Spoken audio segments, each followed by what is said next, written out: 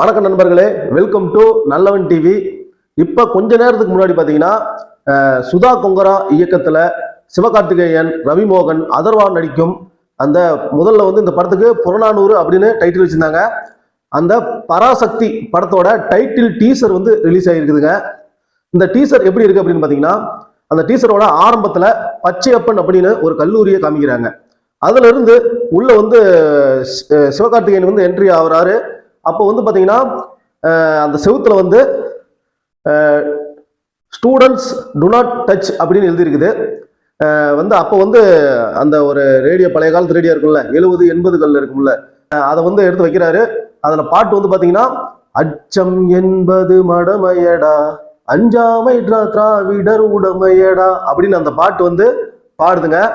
அப்படியே கட் பண்ணி இந்த பக்கம் பாத்தீங்கன்னா நம்ம ரவிமோகன், அதாவது நம்ம பழைய ஜெயம் ரவி அவர்கள் பாத்தீங்கன்னா துப்பாக்கி வச்சுக்கிட்டு ஷூட் பண்ணிட்டு இருக்காரு. ஒரு குடோன்ல அந்த கோட் சூட்லாம் போட்டுக்கிட்டு துப்பாக்கி வச்சு ஷூட் பண்ணிட்டு இருக்காரு.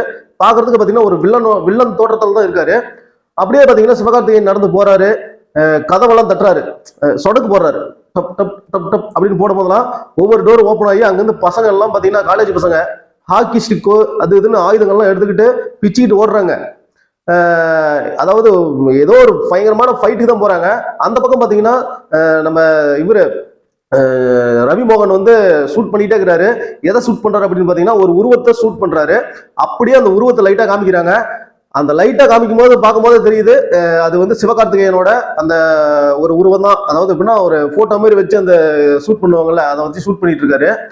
உடனே அப்படியே அந்த உருவத்தை காமிச்சு அப்படியே கட் பண்ணி பாத்தீங்கன்னா சிவகார்த்திகேயன் ஒரு பில்டிங் மேல இருக்காரு. அந்த பில்டிங் மேல நின்று ஸ்டூடெண்ட்ஸ் பார்த்து ஒரு வார்த்தை சொல்றாரு, மாணவர்களே நமக்கு ஒரு சேனை தேவை, மிகப்பெரிய சேனை தேவை அப்படிங்கிறாரு. அதாவது யாரு எதுக்கு அப்படின்னு பாத்தீங்கன்னா நம்ம வில்லனான ரவிமோகனை எதிர்க்கிறதுக்கு ஒரு படையை தயார் பண்றாரு. இந்த படத்துல சிவகார்த்திகேயன் பாத்தீங்கன்னா ஸ்டூடெண்டா நடிச்சிருக்காரா இல்ல ஒரு ப்ரொஃபஸரா வராரான்னு தெரியல. ஏன்னா அவரோட ஏஜ் பாக்குறதுக்கு தாடியில வச்சுட்டு ஒரு மிடில் ஏஜ் மாதிரி தான் இருக்குது. ஆனா ஸ்டூடெண்ட்ஸ் அப்படியே நடிச்சிருக்கக்கூடிய இந்த அதர்வா மற்ற பசங்களாம் பாத்தீங்கன்னா ரொம்ப எங்கா இருக்காங்க, சின்ன பசங்களா.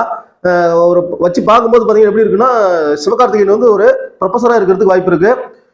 இந்த சிவகார்த்திகேயன் இருக்கக்கூடிய அந்த காலேஜுக்கும் ஜெயம் ரவிக்கும், அதாவது ரவிமோகனுக்கும் என்ன பிரச்சனை, ரவிமோகன் கண்ட்ரோல்ல அந்த ஏரியாவே இருக்குதா, அந்த இடத்துல ஒரு டானா இருக்காரா, அவங்களுக்கெல்லாம் பயந்து இவங்க என்ன பண்றாங்க, என்ன இது அப்படிங்கறத இந்த படத்தோட கதையா இருக்கும் அப்படின்னு தோணுது.